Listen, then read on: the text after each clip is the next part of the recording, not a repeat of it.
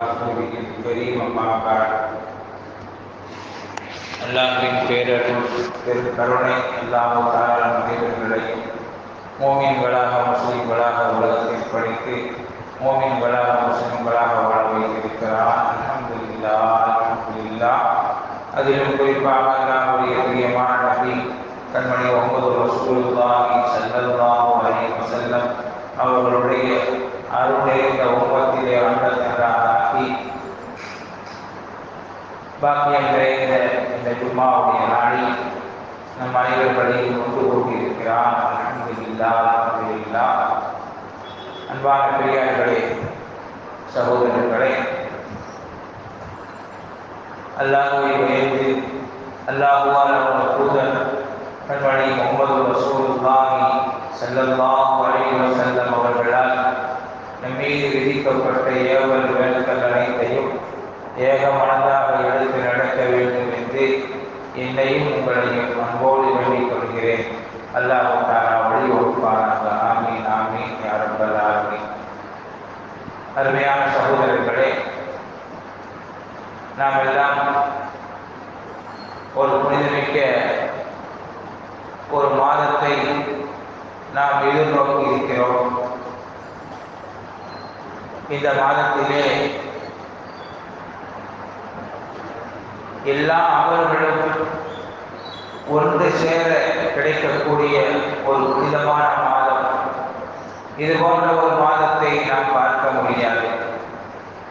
சிறந்த மாதம் என்பது ரமதானுடைய மாதம் என்பது நாம் எல்லாம் அறிந்திருக்கிறோம். அந்த ரமதானுடைய மாதத்திலே நாம் நோன்பு வைப்போம், வரலான நோன்பை வைப்போம், தொழுவோம், ஜக்காத்து கொடுப்போம். ஆனால் ஹஜ்ஜு செய்ய முடியாது. மற்ற மாதங்களிலும் இப்படித்தான். ஆனால் குறிப்பாக இந்த மாதத்திலே, துல்ஹஜ்ஜுடைய மாதத்திலே ஹஜ்ஜும் செய்யலாம், நோன்பும் வைக்கலாம். அதுபோல தான தர்மங்களும் சுன்னத்தாக ஆக்கப்பட்டு இருக்கிறது.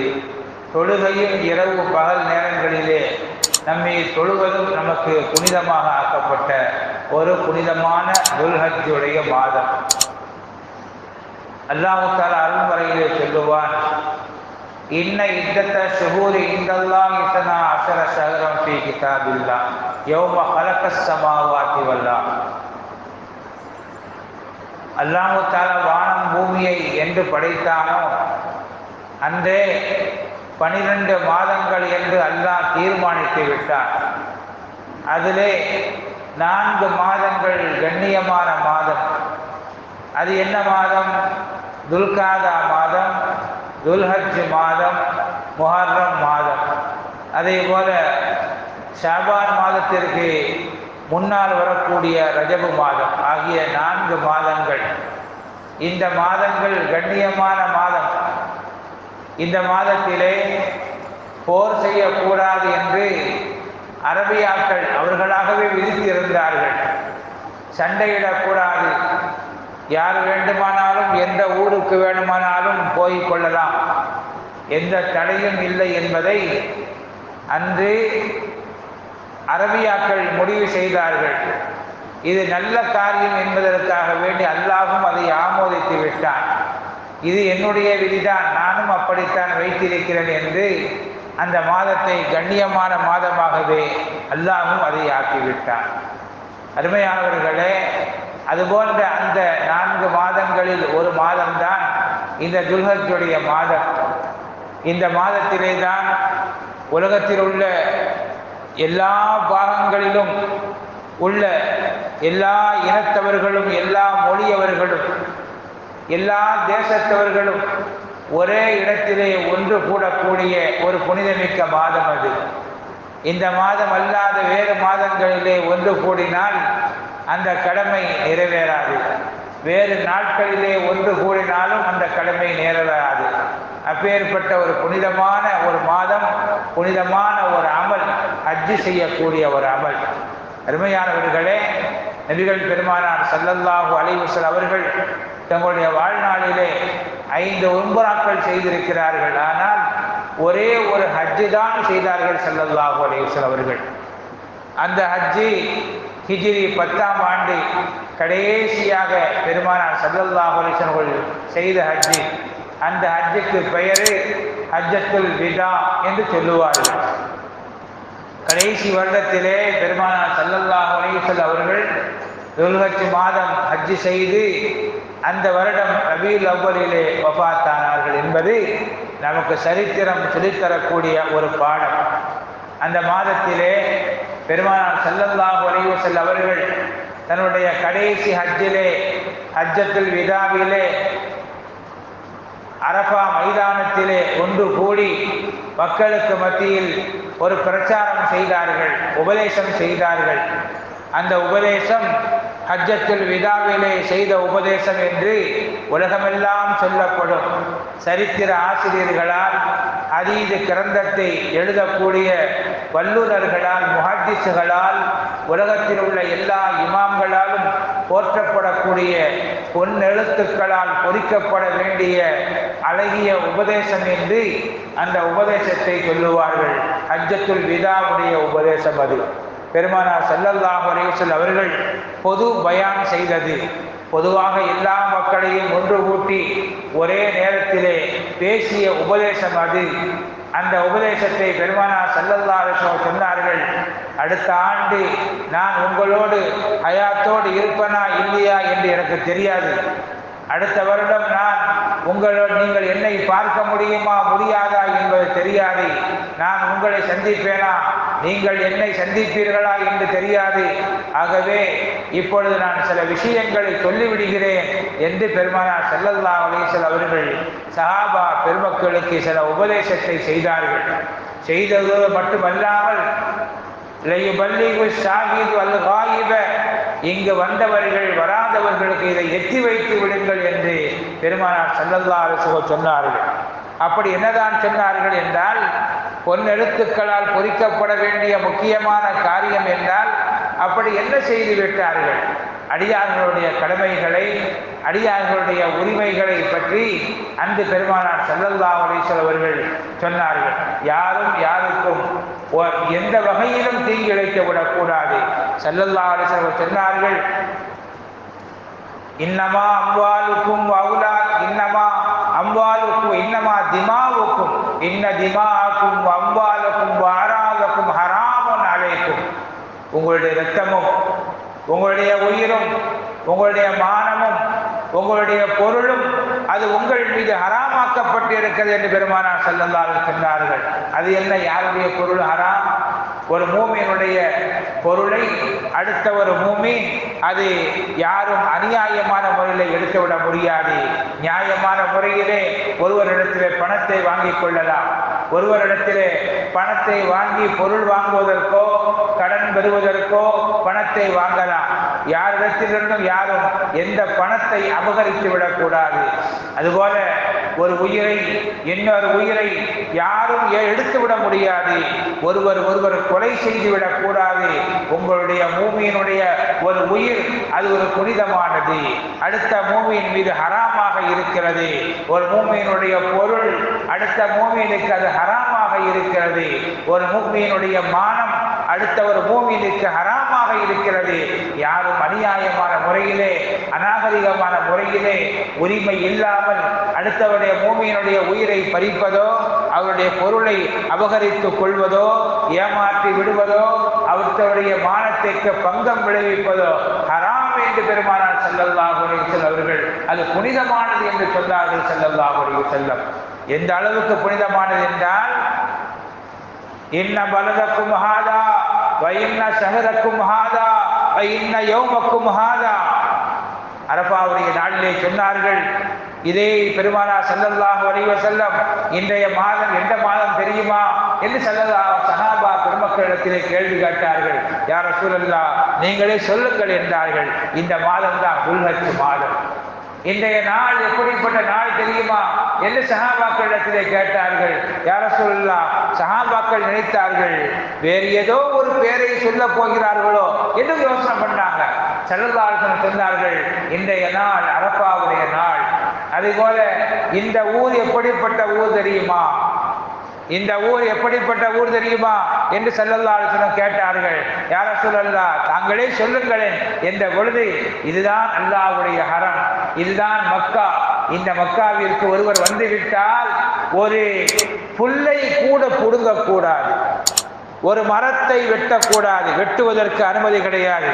மக்காவில் ஊருக்கு போய் மரம் வெட்டுவதற்கோ புல்லை புடுங்குவதற்கோ ஒரு உயிரை கொல்லுவதற்கோ ஆடு மாடுகளை கூட வேட்டையாடுவதற்கு, எந்த மிருகங்களையும் வேட்டையாடுவதற்கு, ஒரு பறவையை கொல்லுவதற்கு யாருக்கு உரிமை இல்லை.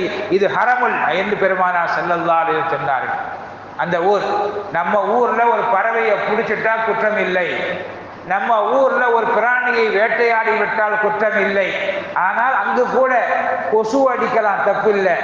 மனிதர்களுக்கு இடைஞ்சல் பண்ணக்கூடிய பாம்பு, விஷ ஜந்துக்கள், இது போன்ற காரியங்களை அடிக்கலாம், கொல்லலாம். ஆனால் யாருக்கும் இடைஞ்சல் தராத வெறி பிடித்த நாய் கண்டால் அடிக்கலாம், வெறி பிடிக்காத நாயை அடிக்க முடியாது. மக்காவில் போய் ஒரு வெறி பிடிக்காத நாயை கல்லெடுத்து எரிவது கூட கூடாது.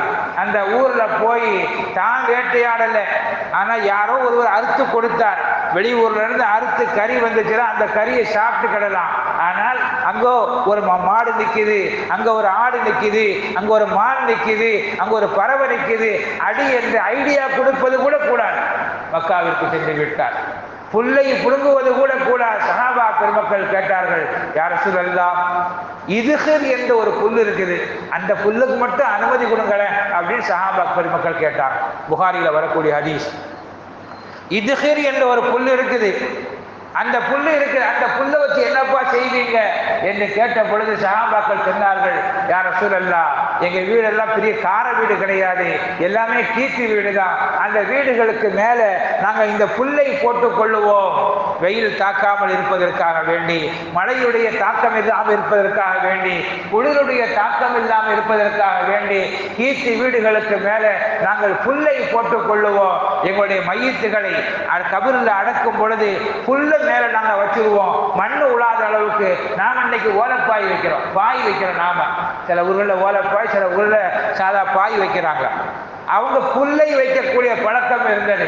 யா ரசூலல்லாஹ், நாங்கள் அதற்காகவே பயன்படுத்துவோமே, அதை கூட நீங்கள் புடுங்கக்கூடாது என்று சொல்லிவிட்டு என்று கேட்ட பொழுது பெருமானார் ஸல்லல்லாஹு அலைஹி வஸல்லம், இல்லல் இதுஹிர், அந்த புல்லை மாத்திரம் அனுமதி கொடுக்கிறேன் என்று சொன்னார்கள். அப்பேற்பட்ட உயர்வான ஒரு ஊர் அது மக்கமா நகரம், அப்பேற்பட்ட உயர்வான ஊர்.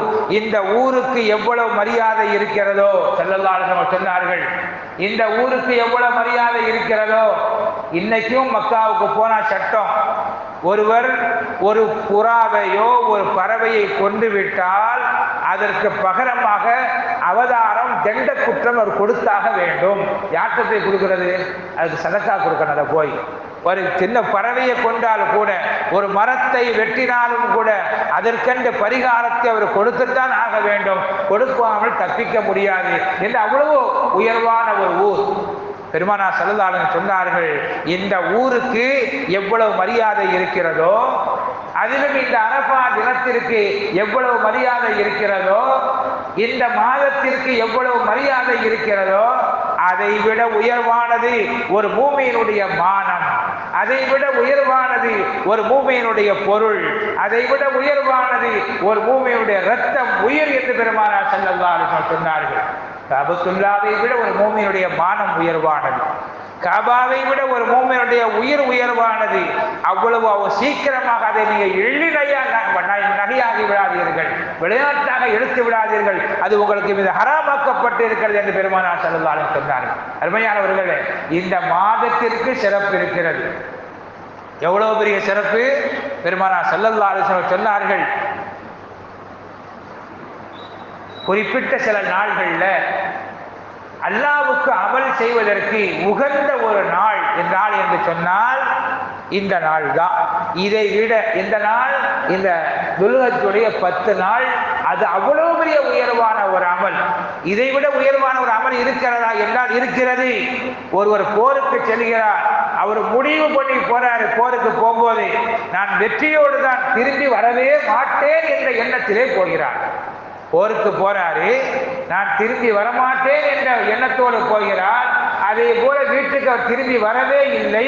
போருக்கு போனார், எதிரியை வீழ்த்தினார், இவரும் அங்கே வீழ்ந்தார், அங்கே ஷஹீதானார், அங்கே மரணமானார், கபரிலே அடக்கப்பட்டது. ஊருக்கு அவர் திரும்பி வரல. இது எவ்வளவு பெரிய அந்தஸ்தோ அதுதான் உயர்ந்த அந்தஸ்து. அடுத்த அந்தஸ்து என்னன்னு சொன்னா, இந்த துல்ஹஜ்ஜுடைய 10 மாத நாள்களிலே அவர் செய்யக்கூடிய அமல், யார் அமல் செய்கிறார்களோ அவர்கள் உயர்ந்தவர்கள். யார் இரவு நேரங்களில் நின்று தொழுகிறார்களோ அவர்கள் உயர்ந்தவர்கள். யார் பகல் நேரத்தில் நோன்பு வைக்கிறார்களோ அவர்கள் உயர்ந்தவர்கள். யார் இந்த நாள்களில் தான தர்மங்கள் செய்கிறார்களோ அவர்கள் உயர்ந்தவர்கள் என்று பெருமானார் ஸல்லல்லாஹு அலைஹி வஸல்லம் சொன்னார்கள். அப்ப இந்த நாள் அப்பேற்பட்ட ஒரு நாள். அது தக்பீர் முழக்கத்தோடு இருக்க வேண்டிய நாள்கள். துல்ஹஜ்ஜுடைய 10 நாள்களும் தக்பீர் முழக்கங்கள் தேவை. துல்ஹஜ்ஜுடைய 10 நாள்களும் பிராணிகளை கண்டால் தக்பீர் சொல்ல வேண்டும். ஹாஜிகளை வழி அனுப்பும் பொழுது தக்பீர் சொல்ல வேண்டும். தக்பீர் சொல்லுவோம். ஹாஜிகள் வருகையை கண்டால் தக்பீர் சொல்ல வேண்டும். அவர்கள் அல்லாஹ்வுடைய இல்லத்தை செல்ல போகிறார்கள், சென்று வருகிறார்கள். அல்லாஹ்வுடைய விருந்தாளிகளாக இருக்கிறார்கள் ஹாஜிகள் எல்லாம். அல்லாஹ்வுடைய விருந்தாளிகள். காபத்துல்லாவை தொட்ட உடல்கள், கரங்கள், காபத்துல்லாவுடைய அந்த எல்லையிலே மிதித்த கால்கள், காபாவை கண்ட அந்த கண்கள் புனிதமானவைகள். அவைகளை பார்ப்பது நமக்கு சுன்னத்தான அமல். அவைகளை கண்டதுமே தக்பீர் முழக்கத்தை எழுப்புவது என்பது ஒரு புனிதமான ஒரு அமல். அதனாலதான் பெருநாள் வந்துவிட்டால் உலகத்தில் எல்லா இடங்களிலையும் குர்பான் கொடுப்பாங்க பிற 10 அன்னைக்கு. ஆனால் பிற 9 அன்னைக்கே தக்பீர் முழக்கத்தை ஆரம்பித்து விடுங்கள் என்று பெருமானார் ஸல்லல்லாஹு அலைஹி வஸல்லம் சொன்னார்கள். குறிப்பிட்ட 4 நாள்கள், குறிப்பிட்ட 4 நாள்களில் நமக்கு 23 வக்துகள் ஒவ்வொரு தொழுகைக்கு பிறகும் தக்பீர் சொல்லுவது கூட வாஜிபான அமல், அதை சுன்னத்தான அமல் என்று சொல்லித்தரப்படுகிறது. கட்டாயமான ஒரு அமல் என்று ஒவ்வொரு தொழுகைக்கு பிறகும் தக்பீர் ஓதணும். ஜமாத்தோடு தொழுதாலும் சரிதான், தனியாக தொழுதாலும் சரிதான், மேட்டிலே ஏறினாலும் தக்பீர், மேட்டிலிருந்து கீழே இறங்கினாலும் தக்பீர், உட்கார்ந்தாலும் தக்பீர், அது நின்றாலும் தக்பீர் என்ற ஒரு புனிதமான அல்லாஹ்வை புகழக்கூடிய ஒரு நாள் இந்த நாள் என்று பெருமானார் ஸல்லல்லாஹு அலைஹி வஸல்லம் சொல்லி தந்தார்கள். அருமையானவர்களே, ஆக இதை விட எது உயர்வானது என்றார்கள் ஹஜ்ஜத்துல் விதாவிலே? ஒரு மூமியினுடைய பொருள், ஒரு மூமியினுடைய உயிர், ஒரு மூமியினுடைய மானம் இதைவிட உயர்வானது என்று பெருமானார் ஸல்லல்லாஹு அலைஹி வஸல்லம் சொன்னார்கள். அடுத்து சொன்னார்கள், நான் உங்களை விட்டு பிரிய போகிறேன். லா தர்ஜிஉ பாதி குஃபாரா யத்ரிபு பாதுக்கும் ரிகாப பாத். எனக்கு பிறகு நீங்கள் காபிர்களாக ஆகிவிடாதீர்கள், இறை மறுப்பாளர்களாக ஆகிவிடாதீர்கள். இறை மறுப்பாளர்கள் என்ன? ஒரு ஆள் ஒருவர் அடித்து கொல்லக்கூடிய ஒருவர், இவர் அடிப்பார், இவர் அடிப்பார், அடித்து கழுத்துகளை வெட்டி இரத்தத்தை ஓட்டக்கூடிய பழக்கம் மூமின்கள்ட்ட இருக்கக்கூடாது.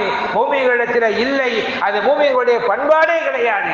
கொலை செய்வது மூமின்களுடைய பண்பாடு அல்ல. அடுத்தவரை அடித்து துன்புறுத்துவது மூமின்களுடைய பண்பாடு அல்ல. அது இறை மறுப்பாளர்களுடைய பண்பாடுகள். அந்த பண்பாடு உங்களிடத்திலே வரக்கூடாது. பெருமானார் ஸல்லல்லாஹு அலைஹி வஸல்லம் சொன்னார்கள், நான் இருக்கும்போது உங்களை நான் பாதுகாத்தேன். நான் இருக்கும்போது என்னுடைய பாதுகாப்பிலே நீங்கள் இருக்கிறீர்கள். எனக்கு பிறகு அப்படி ஆய்விடுவீங்களா என்று ஸல்லல்லாஹு அலைஹி வஸல்லம் அவர்கள் சஹாபா பெருமக்களை பார்த்து கேட்டார்கள். கேட்டதோடு மட்டுமல்ல, அல்லாஹ்விடத்தில் சொன்னார்கள், ரப்பே, என் உம்மத்தை நான் ஹயாத்தோடு உட்கார்ந்து இருக்கிறேன், என் உம்மத்தை நான் பாதுகாப்பா இருக்கிறேன், எனக்கு பிறகு என் உம்மத்தை யார் பாதுகாப்பு? இது போல பாவம் செய்து ஆரம்பித்துட்டா யார் பாதுகாப்பு? அல்லாஹ் தான் பாதுகாப்பு என்று பொறுப்பேற்றுக் கொண்டான் நம்முடைய மூமின்களுக்கு. அப்ப இன்னைக்கும் அடி வாங்குறவன், இன்னைக்கும் பிரச்சனைகளை மாற்றமே என்றால் நாம் செய்த குற்றங்கள், நாம் செய்த தவறுகளினால் ஒரு தாய் பிள்ளையை அடிப்பதை போல, ஒரு தந்தை பெற்ற மகனை அடிப்பதை போல இன்று நாம் செய்யக்கூடிய குற்றங்களுக்காக வேண்டி, தவறுகளுக்காக வேண்டி நாம் தண்டனைகளை அனுபவித்துக் கொண்டிருக்கிறோம். இதுதான் நியதி. ஆனால் அல்லாஹ் நம்மை பாதுகாத்துக் கொண்டிருக்கிறார். எங்கிருந்து பாதுகாக்கிறான்? அது பார்க்கக்கூடிய பார்வை, அகப்பார்வை உடையவர்களுக்கு தெரியும். அல்லாஹ்வுடைய பாதுகாப்பு எப்படி நம்ம கூட இருக்குதா, தூரமா இருக்குதா, அல்லாஹ் வானத்துல உட்கார்ந்து பாதுகாக்கிறானா அல்லது பக்கத்துல உட்கார்ந்து பாதுகாக்கிறானா, நம்ம கூட உட்கார்ந்து பாதுகாக்கிறானா என்பதெல்லாம் அந்த பார்வை உடையவர்கள் விளங்கிக் கொள்ளுவார்கள். விளங்காத கபோதிகளாக நாம் இருந்தால் நம்ம அது பொறுப்புதாரியாக ஆக முடியாது. அருமையான பெரியார்களே, சகோதரிகளே, பெருமானார் ஸல்லல்லாஹு அலைஹி வஸல்லம் சொன்னார்கள், உங்களுடைய உயிர் எனக்கு பிறகு ஒவ்வொருவருக்கும் ஹராமா தான். இன்னும் சொல்ல போனா மக்காவில் சண்டை போடுவதற்கு கூட அனுமதி கிடையாது. ஒரு சண்டை போட்டுக்க கூடாது. ஸல்லல்லாஹு அலைஹி சொன்னார்கள், இது நேற்று இன்னைக்கு அல்ல. இப்ராஹிம் நபி அலைஹிஸ்ஸலாத்து வஸ்ஸலாம் அவர்கள் அவருடைய காலம் மட்டுமல்ல, அதற்கு முன்பு இருந்தே இந்த மக்கா ஹராமாக்கப்பட்டு தான் இருக்கிறது. கண்ணியமான பூமியாக யாருக்கும் அல்லாஹ் தஆலா அனுமதி கொடுக்கவில்லை போர் செய்வதற்கு. எனக்கு மட்டும் கொஞ்ச நேரம் அனுமதி கொடுத்தான். ஸல்லல்லாஹு அலைஹி சொல்றாங்க, மக்கா வெற்றியின் போது கொஞ்ச நேரம் அனுமதி கொடுத்தான் அல்லாஹ் தஆலா. அந்த அனுமதியை கொண்டு நான் பயன்படுத்தினேன். இப்போ அது மாறிடுச்சு ஸல்லல்லாஹு அலைஹி வஸல்லம் சொன்னார்கள். அதுபோல சொன்னார்கள் ஸல்லல்லாஹு அலைஹி வஸல்லம், உயர்வு தாழ்வு என்பது கிடையாது, ஏழை பணக்காரன் என்பது கிடையாது, மொழியினால் எந்த வித்தியாசமும் கிடையாது, இனத்தினால் உயர்வு தாழ்வு என்பது கிடையாது, நாட்டினால் உயர்வு தாழ்வு என்பது கிடையாது, பேசக்கூடிய மொழியினால் உயர்வு தாழ்வு என்பது கிடையாது. லா ஃபதுலில் அரபி அலல் அஜமி, அரபி பேசுபவர்களுக்கும் அரபி அல்லாதவர்களுக்கும் மத்தியில் எந்த வித்தியாசமும் கிடையாது. ஸல்லல்லாஹு அலைஹி வஸல்லம் சொன்னார்கள், உங்களுடைய மார்க்கம் ஒன்று, உங்களுடைய தந்தை ஒன்று, எல்லோருக்கும் தந்தை ஒன்றுதான். அதுதான் நபி ஆதம் அலைஹிஸ்ஸலாத்து வஸ்ஸலாம் அவர்கள். அவங்க யார் தெரியுமா? மண்ணால தான் படைக்கப்பட்டாங்க. ஸல்லல்லாஹு அலைஹி வஸல்லம் அவர்கள் மண்ணால் படைக்கப்பட்டவர்கள் தான். அந்த மண்ணால் படைக்கப்பட்ட அந்த ஒரு ஜீவனில் இருந்துதான் உலகத்தில் உள்ள பல மொழிகள், பல இனங்கள், பல நிறங்கள், பல எல்லாமே குழுக்களாக மாற்றப்பட்டு பிரிந்திருக்கிறார்கள். எல்லோரும் ஒன்றுதான், யாருக்கும் எந்தவித சிறப்பும் கிடையாது. ஸல்லல்லாஹு அலைஹி சொன்னார்கள். சொல்லிவிட்டு சொன்னார்கள், ஜாகிலியா காலத்திலே, மடமை காலத்திலே வட்டி என்னும் பேரிலே கொடுமைப்படுத்தப்பட்டு கொண்டிருந்தது. யாராவது ஒருவரை கொன்றுவிட்டால் அவரை பழி தீர்ப்பதற்காக வேண்டி அவர் எதிர்பார்த்து கொண்டே இருப்பார்கள்.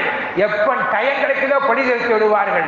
ஸல்லல்லாஹு அலைஹி வஸல்லம் சொன்னார்கள், என்னுடைய சிறிய தந்தை அப்பாஸ் நாயகம் அவர்கள் நிறைய பேருக்கு வட்டி காசு கொடுத்து கொண்டிருந்தாங்க. ஸல்லல்லாஹு அலைஹி சொல்றாங்க, எனக்கு ஜாகிலியா காலத்தில் பழக்க வழக்க தேவையில்லை, வட்டி ஹராம் என்று முதல்ல என்னுடைய சிறிய தந்தை அப்பாஸ் நாயகத்திற்கு யாராவது வட்டி கொடுக்க வேண்டி இருந்தால் வட்டி கொடுக்க தேவையில்லை, அசலை மட்டும் கொடுத்தா போதும், நான் முதல்ல என் தந்தைக்காக வேண்டி நான் பொறுப்பேற்றுக் கொள்கிறேன் என்று பெருமானார் ஸல்லல்லாஹு அலைஹி சொன்னார்கள்.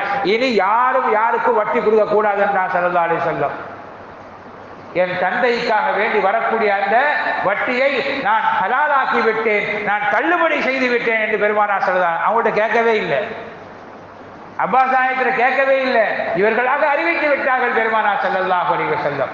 அதே போல ஜாகிலியா காலத்திலே பழி தீர்க்கக்கூடிய கொடுமைகள், ஒருவரை அடித்து விட்டால் சமயம் பார்த்து கொண்டே இருப்பார்கள், அதுவும் இருக்கக்கூடாது. இனி புது கணக்கு என்று பெருமானார் ஸல்லல்லாஹு அலைஹி சொன்னார்கள். என்னுடைய குடும்பத்திலே இருந்த ஆமீர் ரலியல்லாஹு தஆலா அன்ஹு, என் குடும்பத்திலே என்னுடைய சிறிய தந்தையுடைய மகன் ஆமீர் ரலியல்லாஹு தஆலா அன்ஹு அவரை கொண்டு விட்டார்கள். அவருக்காக வேண்டி பழி தீர்ப்பதற்கு என் குடும்பத்தார்கள் பார்த்து கொண்டிருக்கிறார், நேரத்தை பார்த்து கொண்டிருக்கிறார்கள். நான் சொல்லுகிறேன், அதை நான் தள்ளுபடி செய்து விட்டேன் என்று சொன்னார்கள் பெருமானார் ஸல்லல்லாஹு அலைஹி வஸல்லம். இன்றோடு பழைய பழிகள் முடிந்துவிட்டது, பழைய சொத்து பிரச்சனை முடிஞ்சிருச்சு, பழைய அதுபோல உயிர் பிரச்சனை பழி தீர்ப்பது எல்லாம் தீர்ந்து விட்டது. இனி புது கணக்கு என்று பெருமானார் ஸல்லல்லாஹு அலைஹி சொன்னார்கள். அதே போல ஆட்சி அதிகாரம் மிக்கவர்கள் யாரையும் எந்தவித கையாடலும் பண்ணிவிடக் கூடாது என்று பெருமானார் ஸல்லல்லாஹு அலைஹி சொன்னாங்க. அரபு நாட்டில் அவங்க உயர் குலத்தோர் தாழ் குலத்தோர் என்று அவங்களுக்கு நேரம் வரும்போதெல்லாம் மாசத்தை மாற்றிக்கிடுவாங்க. இது துல்ஹஜ் மாசம் இல்லைங்க, இது வேற மாசம். அவங்களாம் சொல்லிக்கிடுவாங்க, மக்கள் கேட்டுக்கிடுவாங்க, என்ன சொன்னாலும் கேட்பான். சில அரசாங்கம் சில உயர் குலத்தோர் என்ற பெயரிலே என்ன சொன்னாலும் கேட்கக்கூடிய மக்கள் இன்னும் வாழ்கிறார்களே, அன்றும் அவர்கள் செய்தார்கள். மாசத்தையே மாற்றுவாங்க, நாளை மாற்றுவாங்க, கிழமையை மாற்றுவாங்க, எல்லாத்தையும் மாற்றினார்கள். பெருமானார் ஸல்லல்லாஹு அலைஹி சொன்னார்கள், அவங்க எல்லாம் மாற்றினாங்க, அது சுத்தி அது போயிடுச்சு. இன்னைக்கு ஸல்லல்லாஹு அலைஹி சொல்றார்கள், இன்று அரஃபா தினத்திலே அல்லாஹ் எப்படி படைத்தானோ அந்த நாள் இந்த நாள், அதுபோல இன்று வந்துவிட்டது. இனி எந்த மாற்றமும் இல்லை. அது கடந்து எத்தனை ஆண்டுகள் கடந்ததோ தெரியாது. இன்று அல்லாஹ் படைக்கும் பொழுது துல்ஹஜ் மாதத்தை எந்த மாதமாக வைத்திருந்தானோ அந்த மாதம்தான் இந்த மாதம். அரஃபா தினமாக எந்த நாளை வைத்திருந்தானோ அந்த நாள் தான் இந்த நாள் என்று பெருமானார் ஸல்லல்லாஹு அலைஹி வஸல்லம் இனிமேல் இது போன்ற நாள்களை கடத்துவது, மாதத்தை மாற்றி போடுவது என்பது இன்னமன் நசீவு ஜியாதத்துல் ஃபில் குஃப்ர், எப்படி அல்லாஹ்வை மறுப்பது ஹராமோ, பெரிய காசிராக போய் விடுவாரோ, குர்ஆனை, வேதத்தை, அதுபோல நபிமார்களை மறுத்தால் எப்படி காசிர் ஆகுவானோ, நாள்களை மாற்றி போட்டால் கூட காசிர் என்று பெருமானார் ஸல்லல்லாஹு அலைஹி வஸல்லம் சொன்னார். அருமையானவர்களே, அப்பேற்பட்ட புனிதமான மாதம். இன்னும் அடுத்து சொன்னாங்க, ஆண்களே பெண்கள் விஷயத்திலே கவனமாக இருங்கள். பெண்களே ஆண்கள் விஷயத்திலே நீங்கள் கவனமாக இருங்கள். பெண்களுக்கு கொடுக்க வேண்டிய உரிமைகளை நீங்கள் கொடுங்கள். பெண்களுக்கு செய்ய வேண்டிய கடமைகள் ஆண்களுக்கு இருக்கிறது. அதே போல ஆண்களுக்கு பெண்கள் கட்டுப்பட வேண்டும். ஆண்களுக்கு பெண்கள் கட்டுப்பட வேண்டும், மாறு செய்யக்கூடாது என்பது பெண்கள் மேல் கடமை என்று பெருமானார் ஸல்லல்லாஹு அலைஹி வஸல்லம் சொன்னார்கள். முறையாக பெண்களுக்கு உணவு கொடுங்கள், உடை கொடுங்கள், அவர்களுடைய உரிமைகளை நீங்கள் கொடுங்கள். அதுபோல ஆண்களுக்கு எந்த வகையிலும் பெண்களே நீங்கள் துரோகம் செய்து விடாதீர்கள். அப்படி துரோகம் செய்து விட்டால் படுக்கையை பிரித்து வையுங்கள், அவங்க சாப்பாடு கொடுக்காதீங்க, அவங்கள கண்டிஷன் பண்ணுங்கள். அதுபோல அவர்களை காயம் இல்லாமல் அடிங்கள். நாங்கள் பெருமானார் ஸல்லல்லாஹு அலைஹி வஸல்லம் ஏன் அன்னைக்கு இருந்தது, ஆனா இன்னைக்கு நிலைமை என்ன, நேரம் மாறி போச்சு. அல்லாஹ் பாதுகாக்கணும். அருமையானவர்களே, இது ஒரு புனிதமான ஒரு மாதம். இதெல்லாம் பெருமானார் ஸல்லல்லாஹு அலைஹி வஸல்லம் அவர்கள் பொன் எழுத்துக்களால் பொறித்து வைக்கப்பட வேண்டிய உபதேசங்களாக ஹஜ்ஜத்துல் விதாவிலே நமக்கு சொல்லித் தந்தார்கள். அல்லாஹ் தஆலா பெருமானார் ஸல்லல்லாஹு அலைஹி வஸல்லம் அவர்கள் இந்த மாதத்தை, இந்த நாளைகளை எவ்வாறு கண்ணியம் என்று சொன்னார்களோ அதை கண்ணியப்படுத்தி வாழக்கூடிய நன்மக்களாக நம் அனைவர்களை ஆக்கி வருவானாக. வாஹிர் தாவாஹும் அல்ஹம்துலில்லாஹி ரப்பில்